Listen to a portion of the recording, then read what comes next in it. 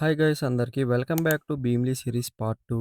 ఈరోజు వైజాగ్లో జరిగింది ఫుల్ అన్ఎక్స్పెక్టెడ్. లాస్ట్ వీడియోలో చెప్పినట్టు భీమ్లీలో వర్క్ కంప్లీట్ అయ్యాక వైజాగ్ వచ్చాం. రీచ్ అయ్యేసరికి లంచ్ టైం అయిపోయింది. సో కార్ అయితే పార్కింగ్ లో పెట్టి వెళ్ళి లంచ్ కూడా కంప్లీట్ చేసుకున్నాం.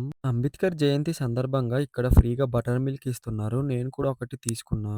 తర్వాత వారంటీకి ఇచ్చిన బ్యాటరీ కూడా వెళ్ళి కలెక్ట్ చేసుకున్నా.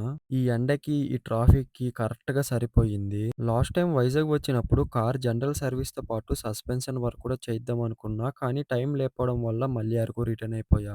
సో ఈసారి ఎలా అయినా చేద్దామని చెప్పి స్పేర్ షాప్ కి వెళ్ళి full suspension kit and brake pads తీసుకున్నా.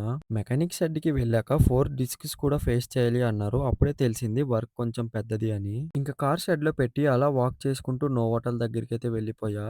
కొంతసేపు వెయిట్ చేశాక ఫైనలీ మా ఫ్రెండ్ కూడా వచ్చేసాడు. ఇద్దరం కలిసి వెళ్లి లస్సీ తాగాం. తర్వాత ఇలా మా ఇంటికి రీచ్ అయ్యామో లేదో అలా వర్షం అయితే స్టార్ట్ అయింది. వ్యూ కూడా చాలా బాగుంది. నైట్ ఒక పెద్ద స్నేక్ రోడ్డు మీద కనిపించింది. అది చూసి కొంచెం షాక్ అయ్యాం. ఎంతసేపు అలా ఇంట్లో ఉంటామని చెప్పి అలా బయటికి వెళ్దాం అనుకున్నాం. పెట్రోల్ పంప్ కి వెళ్లి ఇలా పెట్రోల్ ఫిల్ చేసుకున్నామో లేదో అప్పుడు స్టార్ట్ అయ్యిందయ్యా మెయిన్ ప్రాబ్లం. బైక్ అయితే స్టార్ట్ అవ్వలేదు. డౌన్ సెల్ఫ్ ట్రై చేసాం. ఫస్ట్ టైం అవ్వలేదు. సెకండ్ టైం అయింది గానీ మళ్ళీ ఆగిపోయింది.